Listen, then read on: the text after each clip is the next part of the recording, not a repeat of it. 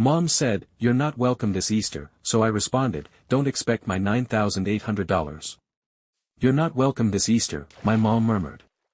"Alright," I replied, canceling the electricity, water, and internet at their house right then and there. "But don't count on my $9,800 anymore." The first thing my mom said when she opened the door wasn't a greeting, not even a forced smile. No warmth, no "Happy Easter, sweetheart."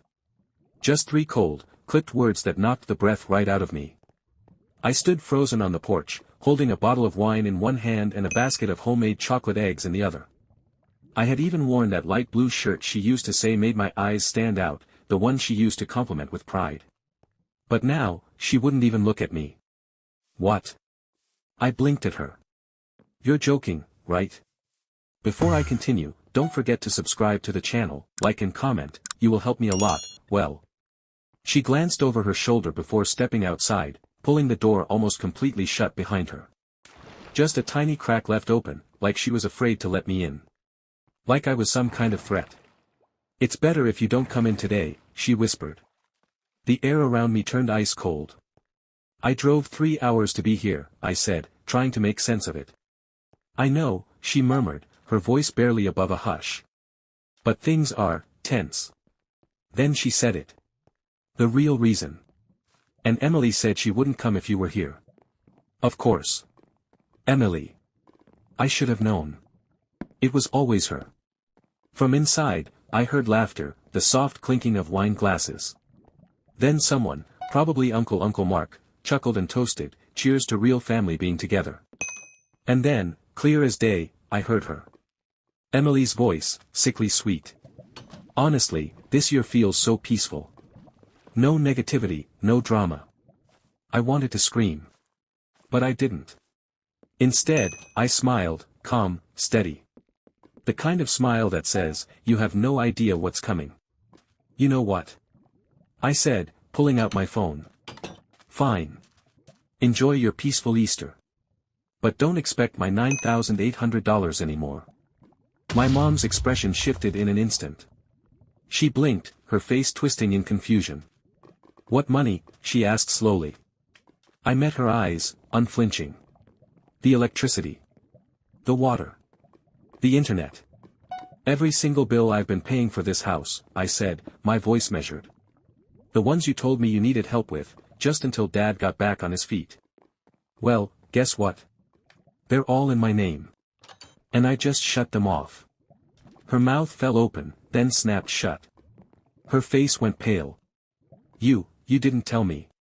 Her voice cracked. "You never told me." I tilted my phone toward her. "See this app?" I tapped the screen with my thumb. And inside the house, darkness. From behind the door, Emily's voice shot through the air. "The Wi-Fi just cut off." "What the hell?" Mom lunged for my phone, but I stepped back. "Happy Easter," I said, turning on my heel and heading for my car. No one stopped me. No one apologized. As I slid behind the wheel, I saw Emily storm into the doorway behind my mom, her face red, her phone clutched high like some kind of battle flag. "Are you insane?" "We were about to have lunch," she screeched. I rolled down the window, calm as ever. "Call your real family," I called back. "Maybe they'll cover the bills next month." Then, without another word, I drove away. No guilt. No second thoughts. That was the moment I stopped being their personal utility company. The moment I became the ghost they could no longer exploit. For years, I convinced myself I was helping, that I was the responsible one. That family meant sacrifice. I told myself a lot of things. Like the time my dad called me right in the middle of a meeting. "Power's getting shut off," he said bluntly. I sighed, stepping out into the hallway, lowering my voice. "Again?" "Just for a couple of days," he said smoothly. "If you can cover it, I'll send it back by Friday." He never did. He never even tried. And, like always, I paid. My family had a long-standing tradition of taking without asking. And me? I had a long-standing habit of letting them. When Dad lost his job 3 years ago, I stepped up and started covering the utility bills. When Mom wanted a dental procedure, not a necessary one, just something to boost her confidence, I paid for it. When Emily couldn't afford to renew her car lease, I not only co-signed for a new one but also covered the first 6 months of payments. At first, it felt good. I liked being the reliable one, the one who had it all together. But little by little, that gratitude shifted into expectation. Then entitlement. Then obligation. "You're so lucky you don't have kids," Emily would say at dinner, swirling her wine glass. "All your money is just yours. That must be nice." "You mean the money I've been using to cover your bills?" I shot back once. She scoffed. "Oh, please. Don't act like it's charity. You love feeling superior." "She didn't mean it like that," Mom chimed in, ever the peacekeeper. But Emily smirked. "No, I meant exactly that. You think we should bow down just because you pay a couple of bills?" "A couple of bills?" I almost laughed at the absurdity. Water? $83 a month. Electricity? $210. Internet? $89. Streaming services, mobile plans, random Amazon orders, it never ended. I had stopped counting a long time ago. But last month, I finally checked my bank app and saw the damage. $9,800. That's how much I had given them in the last year alone. And yet, in their eyes, I was still the bitter, selfish brother who never smiled in family photos. The worst part? I wasn't even shocked anymore. A few weeks ago, I overheard something I was never supposed to hear. I had dropped by the house unannounced to leave some groceries. As I stepped onto the porch, I heard laughter drifting from the kitchen. "He's so uptight," Emily snickered. "You'd think paying a few bills made him king of the world." "He's probably just lonely," Dad added. "Works too much. All that money and no one to spend it on." "At least he's good for something," Emily said, giggling. "I'd cry if I had to pay my own internet." Laughter erupted. I stood there, grocery bags digging into my hands, my stomach twisting. No one knew I was outside. No one saw me. I turned around and left without a word. That night, I quietly canceled the auto-pay on their Netflix and Disney+. The next day, Emily texted, "Did the Wi-Fi glitch, or did you forget to pay again?" I left her on read. But the real breaking point came 2 months ago. I had logged into my bank account to transfer some money when I noticed a string of unfamiliar Apple Pay charges. A brand new MacBook. A luxury wellness retreat. High-end subscriptions. Designer clothes. All billed to the emergency credit card I had once given Mom, just in case. I called her immediately. "Did you buy a MacBook?" I asked, already knowing the answer. "Oh, that was for Emily," she said, like it was nothing. She needed one for work. "And the retreat?" Mom sighed. She was going through a rough patch. Crying every night. Honestly, it was heartbreaking. "With my money?" My voice was sharp now. There was a long pause before she finally spoke again. "Sweetie, you make more than all of us combined," she said softly. "It's not like you can't afford it." I hung up. For days, I wrestled with whether I should confront them, whether I should demand they pay me back. But then I remembered something Emily had said at Thanksgiving. "We all play our roles," she had laughed. "Mine is being fabulous. Yours is paying for the turkey." Everyone laughed. I forced a smile and swallowed my pride. But now, I couldn't even look at a turkey without wanting to scream. Easter was supposed to be the one day of the year when we all pretended to care about each other. I bought gifts for the kids, took time off work, even made reservations for Sunday brunch. And then, a week before Easter, my mom sent me a text. "Hey, sweetie, could you make sure the utility payments are squared away before the weekend? Emily's hosting an egg hunt at the house." I didn't reply. But I paid. $385 to keep them comfortable. $0 in gratitude. And then Easter arrived. I showed up at their doorstep, holding a bottle of wine in one hand and a basket of chocolates in the other. And they slammed the door in my face. "You're not welcome this Easter," Mom said, her voice low but firm. Behind her, Emily made sure I could hear every word. "Honestly, it just feels better without all the moodiness," she called from inside. "Let's keep it light this year." They wanted light. I gave them darkness. No electricity. No water.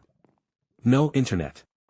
I sat in my car, watching as their perfect little Easter dimmed before my eyes. The porch light flickered and died. The sprinklers stopped mid-cycle, leaving trails of water drying on the grass. 5 minutes later, Emily stormed out of the house, her phone clutched in her hand like a weapon.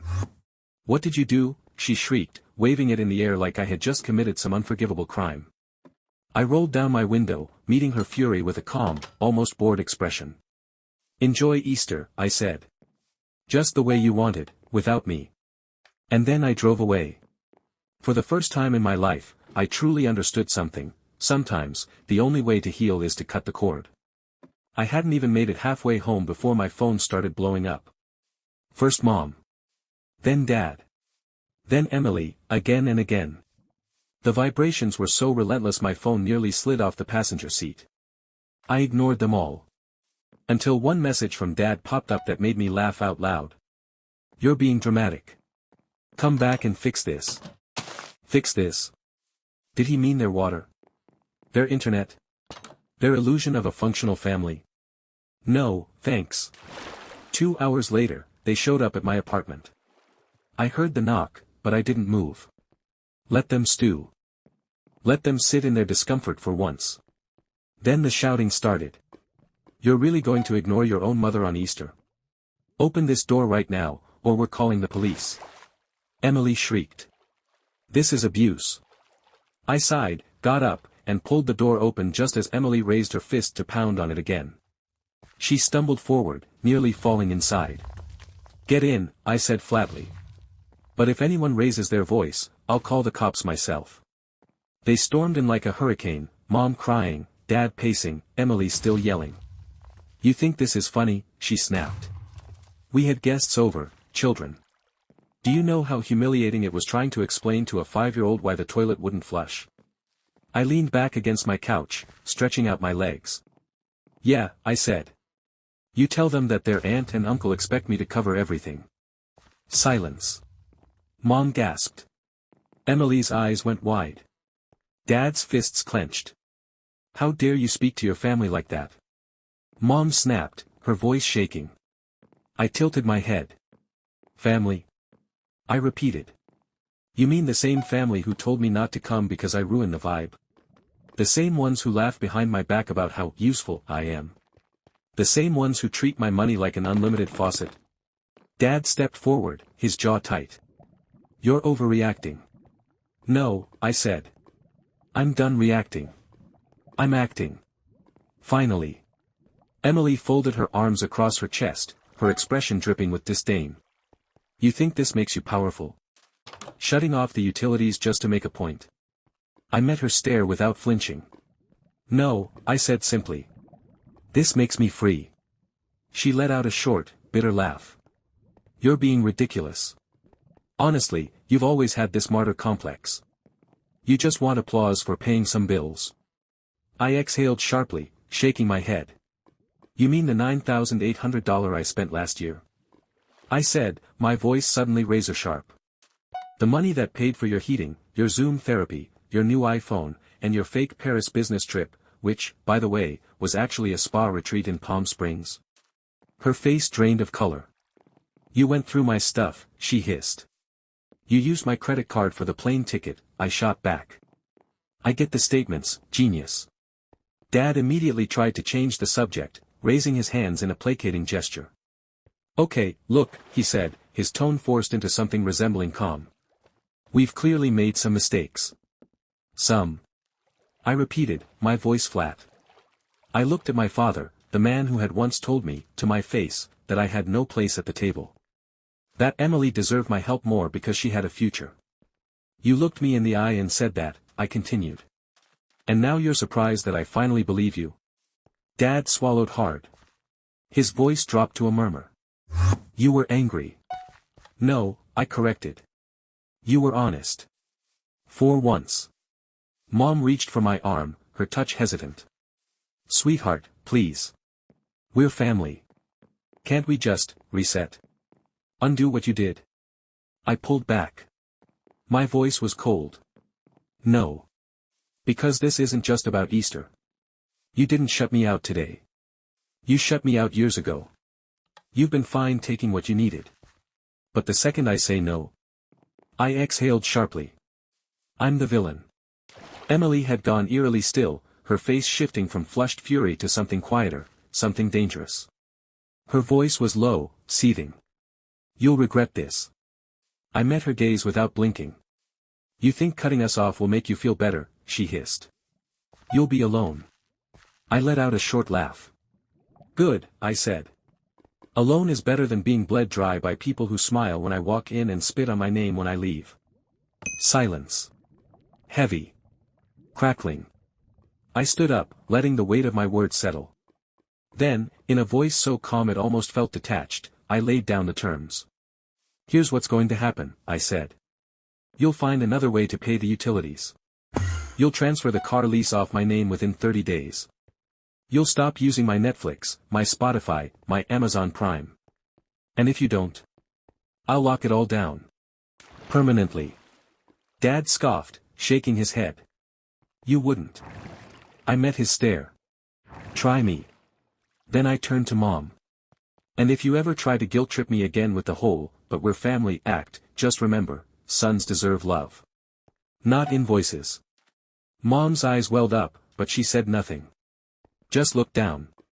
Emily stormed out, slamming the door so hard that a picture frame on my wall tilted sideways.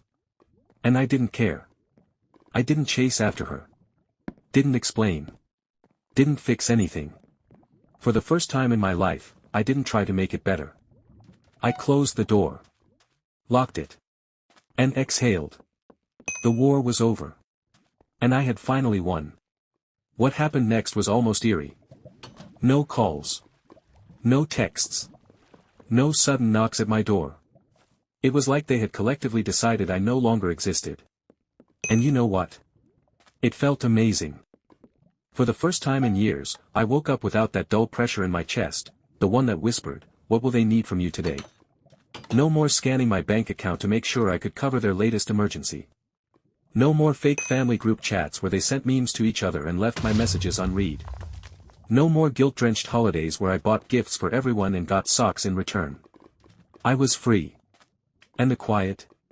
The quiet was beautiful. I started sleeping better. Eating better. Living better. I bought a cheap second-hand guitar and started learning chords. Reconnected with college friends I hadn't seen in years. Signed up for a photography class, something I'd always wanted to do but never had the time, energy, or space to exist for myself. For once, every cent I earned went toward me. My rent. My groceries. My future. At first, it felt selfish. Then it felt fair. Then it felt right. A week later, Emily posted a long-winded Instagram story rant, classic black background, white text. Some people will leave you when you need them most. But God sees everything, and karma is real. I didn't reply. But I did screenshot it. For the laughs. A few days after that, Dad called. I stared at the screen, watching it ring 5 times before it went to voicemail. Hey, your mom's upset. Emily's talking about selling her car. I don't know why you're doing this, but it's gone too far. We're family. Call us. I didn't call. Instead, I emailed Emily the car lease transfer forms. Subject line, "You're welcome." Then came the real surprise. Jessica, my cousin's wife, reached out. Out of nowhere. She had been at Easter that day, standing quietly in the background as Emily cursed my name and Mom clutched her pearls like I had committed murder. And now, she wanted to talk. She messaged me late one night. I know this might be weird, but I just wanted to say thank you. I've never seen anyone in this family stand up for themselves like that. Honestly, it made me realize a lot about how they treat people. You didn't deserve that. I hope you're doing okay. I stared at the message for a long time. Someone saw it. Someone finally saw me. I took a breath and wrote back. I'm better than okay. For the first time in a long time. But, of course, peace never lasts forever in my family. 2 weeks later, I came home to find a letter taped to my apartment door. No return address, but I didn't need one. The handwriting alone told me everything. Mom. Inside was a carefully written note, every word deliberate, designed to sting in that quiet, parental disappointment way. The first line, "We raised you better than this." The last, "You'll always be our son. Even if you've forgotten what that means." I folded the letter in half, tossed it in the trash, and went out for tacos. Because here's the thing. They'll never understand. I didn't forget what family means. They never knew. They thought love was control. That money equaled obedience. That silence meant agreement. That sacrificing yourself was proof of loyalty. But me? I finally knew better. Now, I walk into my own apartment, and it's quiet, not because I'm unwanted, but because I want the silence. I light a candle. Put on some music. Sit by the window and just breathe. No one's waiting for me to fail. No one's asking for a wire transfer. And for once, I don't feel like a backup plan in someone else's life. I feel like the main character in mine. You know what's wild? The world didn't end the day I told my family I was done. The sky didn't crack open. No thunder. No lightning bolt of regret. Just silence. And freedom. And for someone like me, someone who spent his entire damn life playing the role of the good son, silence was everything. It wasn't empty. It was peaceful. It wasn't lonely. It was quiet. The kind of quiet that makes space for your own voice to come back. Because for years, I couldn't even hear mine anymore. I'd wake up and immediately start calculating who I needed to save that day. Mom needed $300 for an unexpected gas bill. Emily's bank account got frozen, and she had to go to that concert. Dad's credit card payment was late, and if I didn't cover it, his score would take a hit. Every time I said yes, I shrank a little. They didn't ask. They expected. They didn't thank. They joked. They didn't see me. They used me. And I let them. Because I thought that was what love was supposed to feel like, suffocating. I thought being needed was the same as being wanted. But it's not. Being used is not the same thing as being loved. It took one slammed door and a disconnected power line to finally understand that. After Easter, the messages stopped. No more threats. No more pleas. No more guilt bombs wrapped up with bows. It was like I had died, and they were too polite to say it. But that ghost phase? It gave me the clearest view of my own life I've ever had. I started asking myself questions no one had ever let me ask before. What do I want? Who am I outside of them? What happens if I stop being their lifeline? And you know what I found?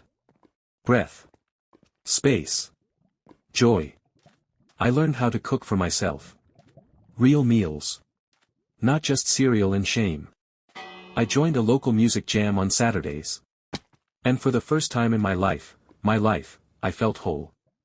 I started writing, short stories, poetry. Hell, even this. Turns out, there was a whole person buried under the guilt. Then, one evening, weeks after the fallout, I ran into someone at a bookstore. Hannah. We'd known each other in college. She looked different now, lighter, happier. We grabbed coffee, started talking, and somewhere between reminiscing and catching up, she asked, "Are you still close with your family?" I hesitated, then said it. For the first time, without flinching. No. I cut them off. She blinked, then smiled. Good. I laughed, caught off guard. Most people just look at me like I confessed to murder. She shrugged. Most people don't know what it's like to be the family doormat. We talked for hours. About boundaries. About healing. About finally choosing yourself without apologizing for it. That night, walking home, I realized something. I wasn't broken anymore. I was rebuilding, from the ground up, without them. And that was okay. Weeks turned into months. And I started noticing the little things, the ones that meant everything. I no longer jumped when my phone rang. I no longer stared at my bank account, bracing for impact. I no longer checked Emily's social media, waiting for the next passive-aggressive jab. And one day, I caught myself laughing. Actually laughing, at some dumb meme a friend sent me. And it hit me like a wave. Holy shit. I'm happy. Not because something extraordinary had happened. But because nothing was draining me anymore. Because for the first time in forever, I wasn't someone else's crutch. I was just me. Alive. Awake. Untangled. Then, the final twist. A voicemail from Mom. Her voice, soft, shaky. Almost fragile. "Hi, sweetheart. I hope you're okay. Emily's been going through a hard time. The house feels different without you. I know you're angry. I know we messed up. But you're still our son. We love you. I miss you." I listened to the message twice. And for the first time, I didn't cry. I didn't feel pulled back in. I didn't feel guilt. I didn't feel rage. I just felt done. And that feeling? It wasn't cold. It was warm. Warm, like standing in the sun after years in the shade. So here's what I know now. Saying no doesn't make you cruel. Setting boundaries doesn't make you heartless. And walking away from toxic people, even if they're blood, isn't betrayal. It's survival. And yeah, maybe my name is now a curse at their dinner table. Maybe they'll twist the story, paint me as the villain, the ungrateful, the cold-hearted. Let them. They're not in my life anymore. And my life is finally mine. So if you're reading this, and you're tired. Tired of being the one who always gives. Always forgives. Always sacrifices, while they laugh behind your back. Let me be your proof. You're allowed to stop. You're allowed to walk away. You're allowed to choose you. And if they ever tell you you're not welcome, you say, "Good. I didn't come here to be welcome. I came to stop bleeding." Then you stand tall, walk out that door. And never look back. Because peace isn't a place they give you. It's the place you reclaim. When you finally say, "Enough."